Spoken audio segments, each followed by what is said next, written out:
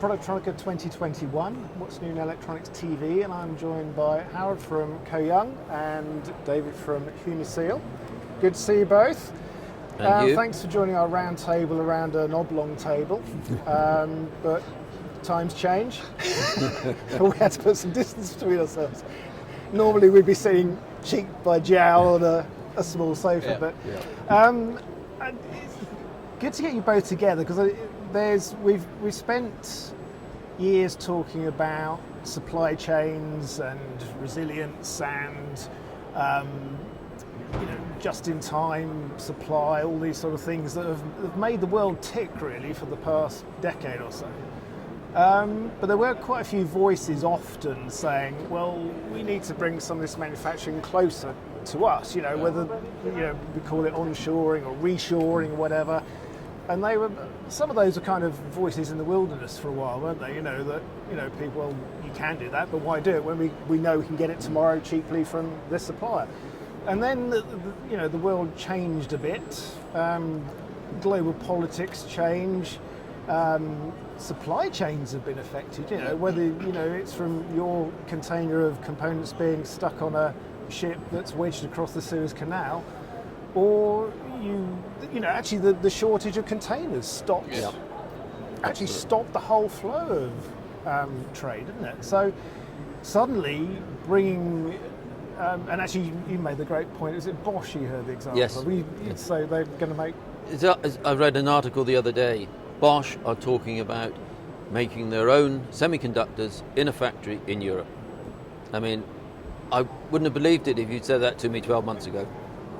But it makes good business sense. Yeah.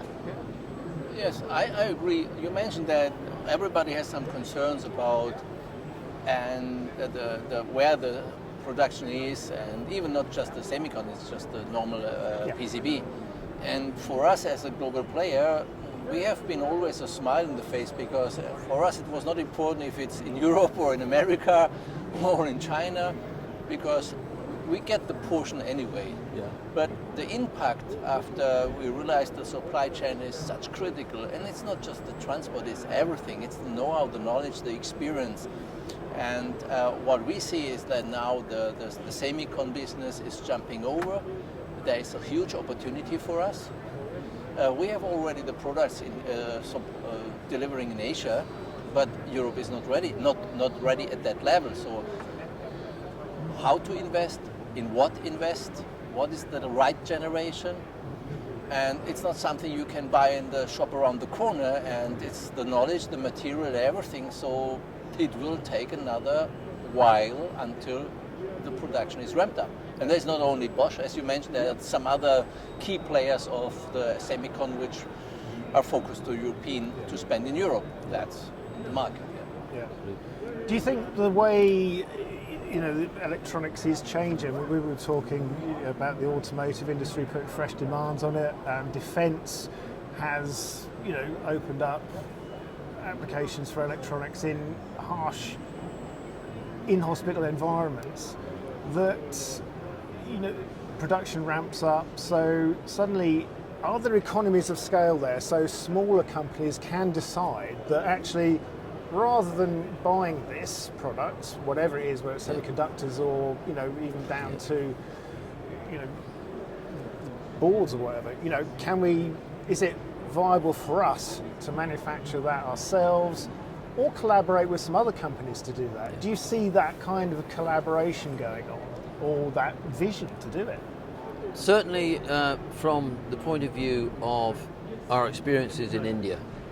We have a manufacturing plant in India now, and we are seeing more companies coming into India from China to do their manufacturing, because India is a more open and hospitable environment. Yeah. But also, I don't know if you're seeing it, but we're seeing some companies coming back into Europe, into the old Eastern Bloc, to manufacture, rather than in China. Yeah, I think I can confirm this. And one part is moving out from China, it's going to Vietnam, Cambodia, before it first to India. I still believe that there is business which we can handle in Europe. we have to get back to the mass production. This is and the future technology is not longer labor oriented. It's nothing you can excuse by high labor costs. If you look in a modern factory, there's not massive amount of humans. The combination of this enables us maybe to be competitive, but we lost somehow the knowledge about, and we lost how to deal with, and relied too much that you can buy the parts and components just around the corner. To be aware of this is a good thing, because now we can decide. I believe, and this is the strength of Europe, the competence in small and mid-sized accounts is given for the PCB industry. There is a limitation to move in the semicon because it's more clean room, and the investment is much. There's some influence of what you have as an environment to prepare. So you can start an electronic production, today's technology, everywhere. In the next level, it's much more clean room. It's a higher investment. So there is a limitation of who can do it. But the advanced packaging, this bridge between the semicon and the execution of PCB, this world is merging.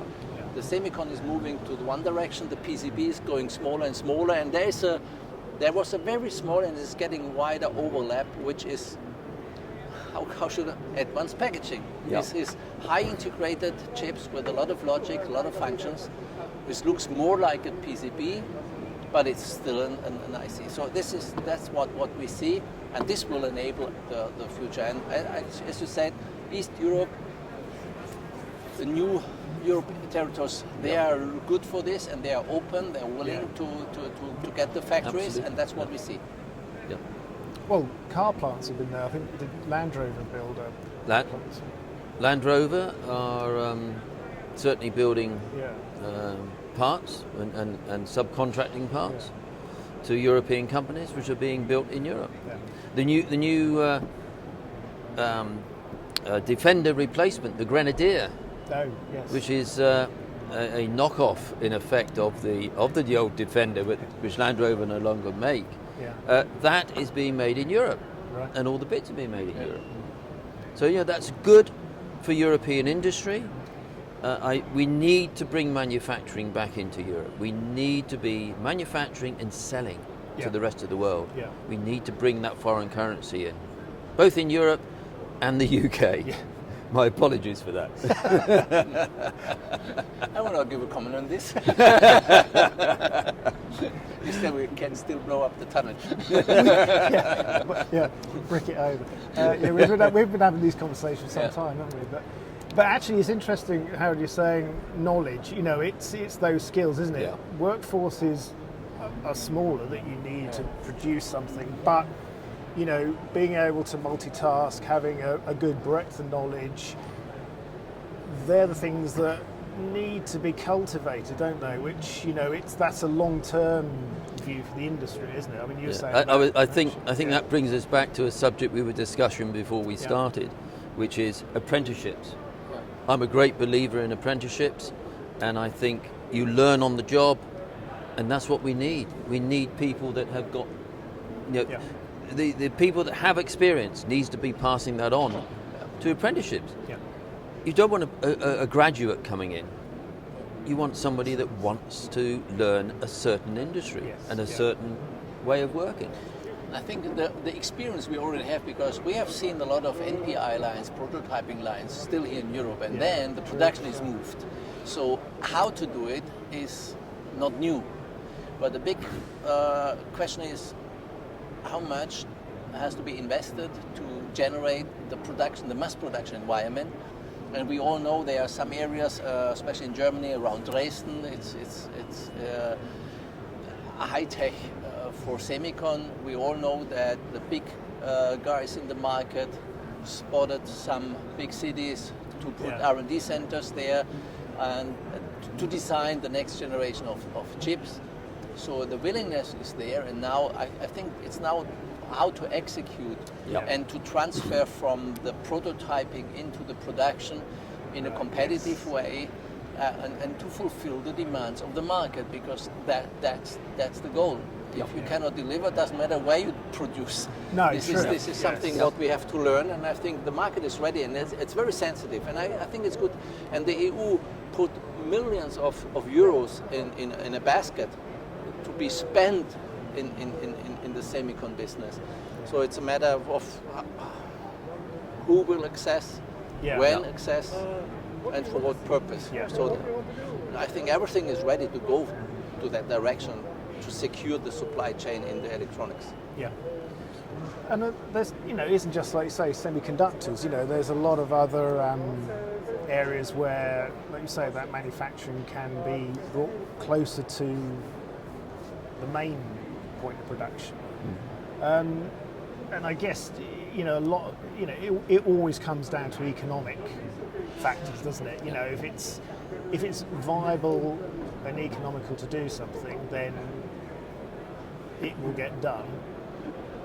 But that seems to be lining up a bit, like you said, with the knowledge and the will and the demand. That's you can't take it away from anything. That a lot of the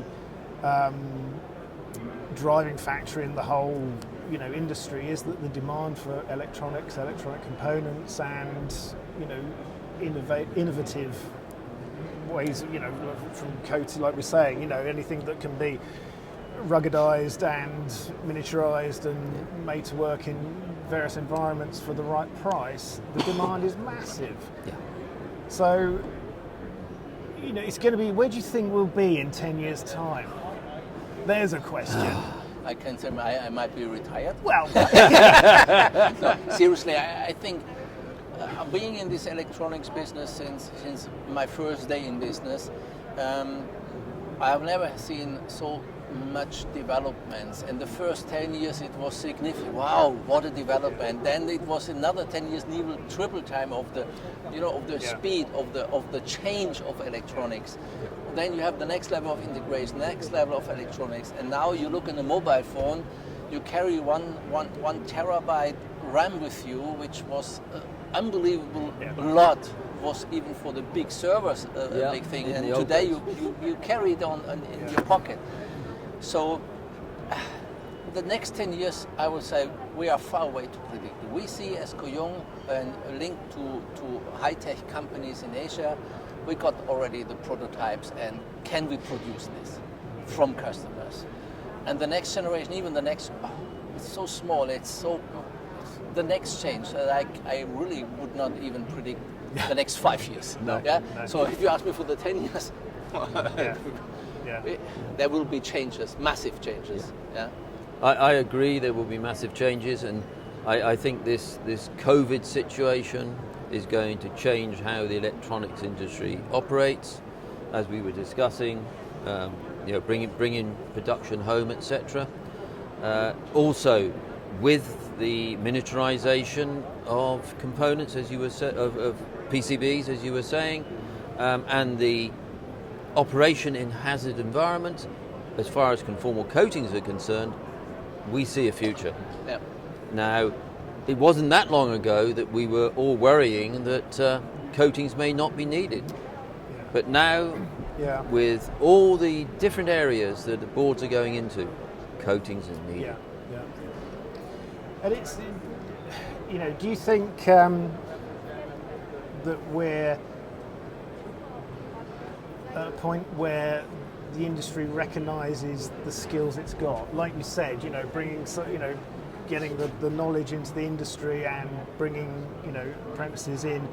It's an industry that people are in for life, whether you want it or not. You're in, and it's valuing that knowledge and skills. Surely that is more to the fore than ever. I think either you hate electronics or you love electronics. So they say that, and we say, I would say this business is kind of passion business. Yeah. You can do it as a job, that's one thing, but on the other hand, we are moving so close into, and we are having a kind of seniority. If I look, your grey hair and my grey hair, we have seen so many things, and still today, every day I found something. Wow, that's nice electronics Yeah. from a customer, when you open the advertisement, when you see the latest news. It's in medical, it's in industrial automation, it's everywhere. Yeah. And it surprises you, and I think this is what can drive us.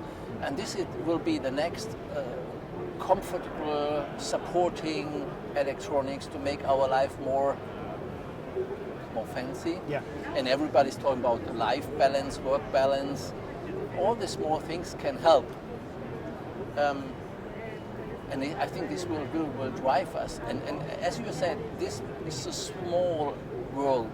We all made each other's for the last, we didn't meet for the last 2 years, unfortunately. Yes. But if Yeah. you go, it's Yeah. like 2 years ago, Yeah. same faces.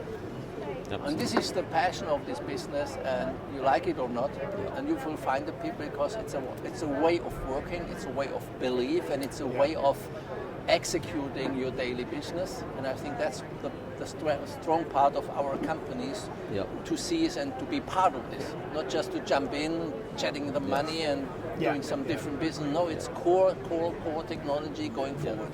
And it's solving those problems that the industry brings to us. Yeah. Brings to you for your inspection, brings to us for protection, and that's continually changing. And this is exactly what I mentioned before in the pre-discussion.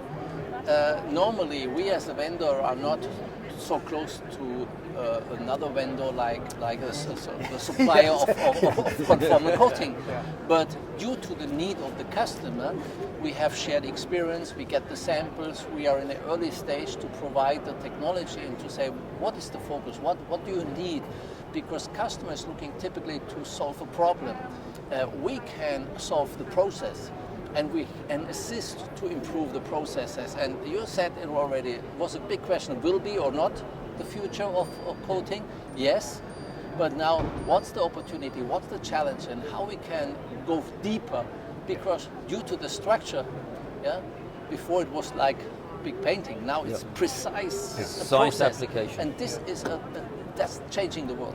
And I think these corporations like we do now, it's also a key success point that enables us the partnership together and for the customer. Yeah. And I think this is why we can compete other markets like low budget markets, why we can utilize the experience and the know-how into the benefit of electronics production in Europe. Oh, I fully agree, and I think the cooperation leads to better customer satisfaction and better production and less rejects, hopefully, and therefore it secures the profitability secures the because profitability. you have less trash, that's or Absolutely. returns, whatever you call it. And I think there is something of a sea change over the last 5 years or so, where the realisation that cooperation doesn't necessarily mean compromise. You know that it strengthens everyone. absolutely. I think there was always when you talk about measurement, it's typically that somebody gets nervous because you prove that something has a certain status. Yeah. If you deliver quality, you should be not worried about this. I think this is a kind of understanding who was, let me say, changed. That if you prove it that it's good, then you don't have to be worried that it's not good, because then maybe it's the wrong operation. Yeah. So I think this is an acceptance which comes over the years, that the different vendors and the suppliers get the respect. It's not to blame somebody, it's to prove. It's the quality of a stencil, it's the quality of the dispenser, it's the quality of everything, because the quality is enabling really the competitiveness at the end of the day. And that's what you mentioned, the profitability and no rejects, no extra rework.